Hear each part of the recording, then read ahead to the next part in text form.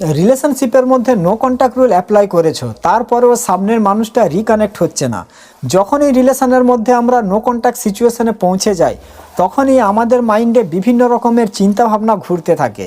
যে আশা নিয়ে আমি নো কন্ট্যাক্ট অ্যাপ্লাই করে যাচ্ছি, এটার রেজাল্ট আমি সামনের মানুষটার কাছ থেকে পাবো কি পাবো না, সামনের মানুষটা আমার জীবনে ফিরে আসবে কি ফিরে আসবে না, সামনের মানুষটা আমার সাথে ভালো করে কথা বলবে কি কথা বলবে না, সামনের মানুষটার মাইন্ডে কি চিন্তাভাবনা চলছে।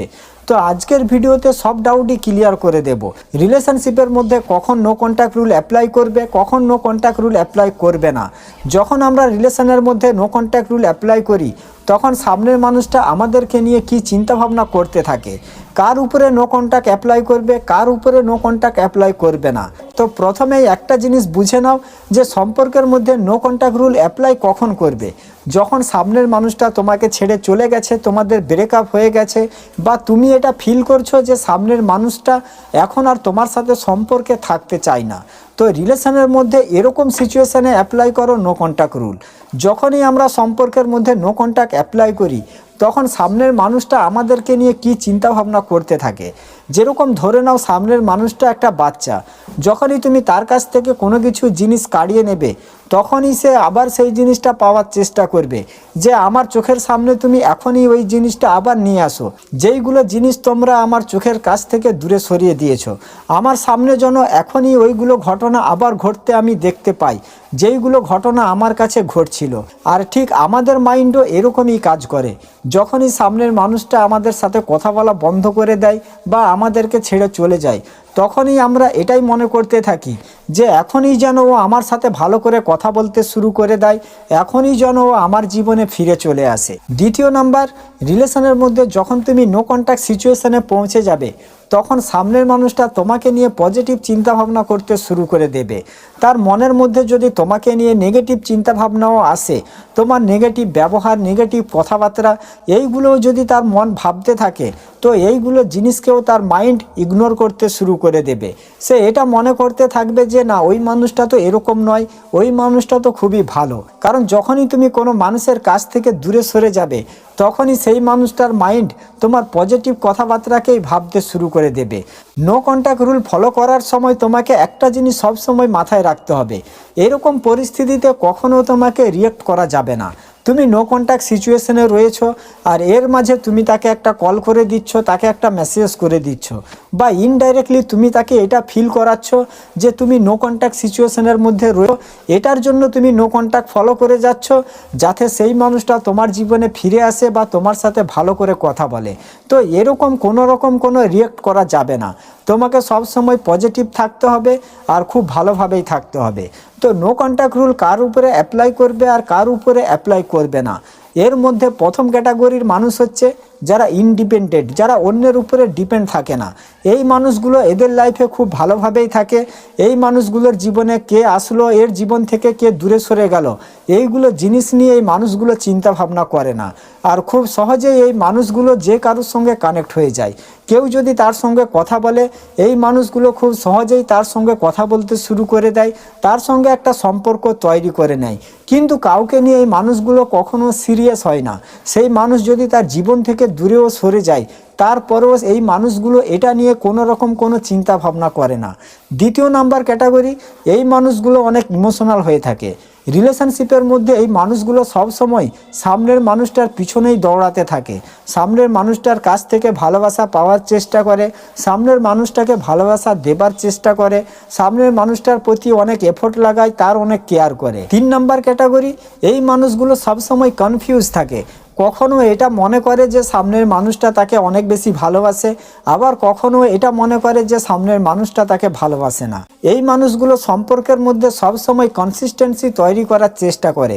সামনের মানুষটাকে যদি একটা কথা দিয়ে থাকে, তো নিজের কথা মতোই চলার চেষ্টা করে, সবসময় রিলেশনকে একটা সুন্দরভাবে চালানোর চেষ্টা করে। তো এর মধ্যে তুমি দ্বিতীয় ক্যাটাগরি আর তৃতীয় ক্যাটাগরির মানুষের উপরে নো কন্ট্যাক্ট অ্যাপ্লাই করতে পারবে। এই দুটো ক্যাটাগরির মানুষের উপরে নো কন্ট্যাক্ট অ্যাপ্লাই করলে খুব তাড়াতাড়ি কাজ করবে, সেই মানুষটা তোমার সঙ্গে রিকানেক্ট হয়ে যাবে। কিন্তু প্রথম ক্যাটাগরি যেটা বললাম, এই ক্যাটাগরির মানুষের উপরে নো কন্ট্যাক্ট কাজ করবে না। কারণ এই ধরনের মানুষ কখনো কাউকে নিয়ে সিরিয়াস হয় না। তুমি তার জীবনে থাকলেও তার কোনো কিছু হবে না, তুমি তার জীবন থেকে দূরে সরে গেলেও তার কোনো কিছু হবে না। কারণ এই মানুষগুলোর জীবনে কে আসছে, কে তার জীবন থেকে দূরে সরে যাচ্ছে, এটা নিয়ে এই মানুষগুলো কোনো চিন্তা ভাবনা করে না। সেই জন্য এরকম মানুষের কাছ থেকে তোমাকে সাবধান থাকতে হবে। এরকম মানুষের উপরে নো কন্ট্যাক্ট কাজ করবে না।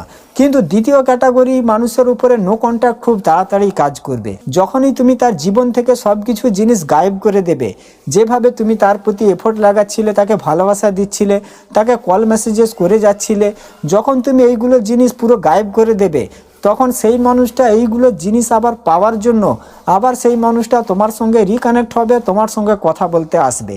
3 নম্বর ক্যাটাগরির মানুষও তোমার সঙ্গে রিকানেক্ট হয়ে যাবে। কারণ এরকম মানুষ কখনো এটা ভাবতে থাকে যে আমি ওর জীবনে ফিরে যাব, ওর সঙ্গে কথা বলবো, আবার কখনো এটা ভাবে যে আমি ওর জীবনে ফিরে যাব না, ওর সঙ্গে কথা বলবো না।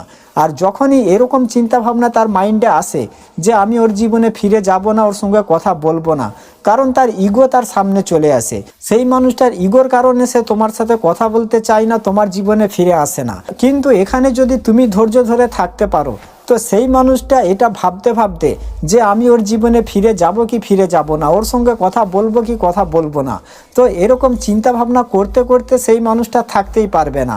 সেই মানুষটার ইগো ভেঙে যাবে, সে তোমার জীবনে ফিরে চলে আসবে। আর নো কন্ট্যাক্ট সিচুয়েশনে সব থেকে ইম্পর্টেন্ট পয়েন্ট হচ্ছে আনফিনিশেড বিজনেস।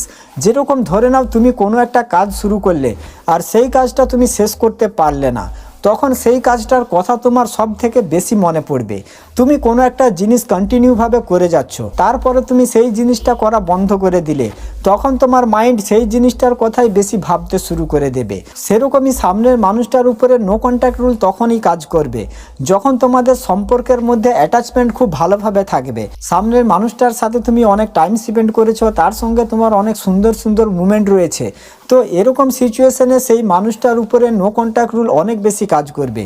খুব তাড়াতাড়ি সেই মানুষটা তোমার সঙ্গে রিকানেক্ট হয়ে যাবে। যেরকম আমি প্রথমেই বললাম, যখনই তুমি কারোর কাছ থেকে কোনো জিনিস কাড়িয়ে নেবে, তখনই সেই মানুষটা আবার সেই জিনিসটা পাওয়ার চেষ্টা করবে। সেই মানুষটা এটাই চাইবে যে আমার চোখের সামনে যেন এখনই ওই ঘটনাগুলো ঘটতে আমি দেখতে পাই। আর নো কন্ট্যাক্ট সিচুয়েশনেও সামনের মানুষটা ঠিক এরকমই চিন্তা ভাবনা করতে থাকে। কারণ যখনই তুমি তার জীবন থেকে দূরে সরে যাবে, নো কন্ট্যাক্ট রুল অ্যাপ্লাই করে দেবে, তখন তার মাইন্ড তোমাকে নিয়ে পজিটিভ চিন্তা ভাবনা করতে শুরু করে দেবে। তোমার নেগেটিভ ব্যবহার, নেগেটিভ কথাবার্তা, এইগুলোকে তার মাইন্ড ইগনোর করতে শুরু করে দেবে। আর পজিটিভ চিন্তা ভাবনার কারণে সেই মানুষ তোমার সাথে রিকানেক্ট না হয়ে থাকতেই পারবে না। ডেফিনেটলি তোমাদের সম্পর্কের মধ্যে যদি অ্যাটাচমেন্ট ভালো ছিল, আর এই যে 3টে ক্যাটাগরি বললাম, এর মধ্যে যদি তোমার প্রিয় মানুষটা 2য় নাম্বার বা 3য় নাম্বার ক্যাটাগরির মধ্যে পড়ে থাকে, তো ডেফিনেটলি সেই মানুষটা তোমার সাথে আবার রিকানেক্ট হবে, সে আবার তোমার জীবনে ফিরে আসবে, তোমার সাথে ভালো করে কথা বলবে। ঠিক আছে, তো আজকের ভিডিওটা এখানে শেষ করছি। সবাই ভালো থাকবেন। ভিডিও ভালো লাগলে চ্যানেলটা সাবস্ক্রাইব করে রাখবেন, আর ভিডিওটা বন্ধু বান্ধবীদের সাথে অবশ্যই শেয়ার করে দেবেন।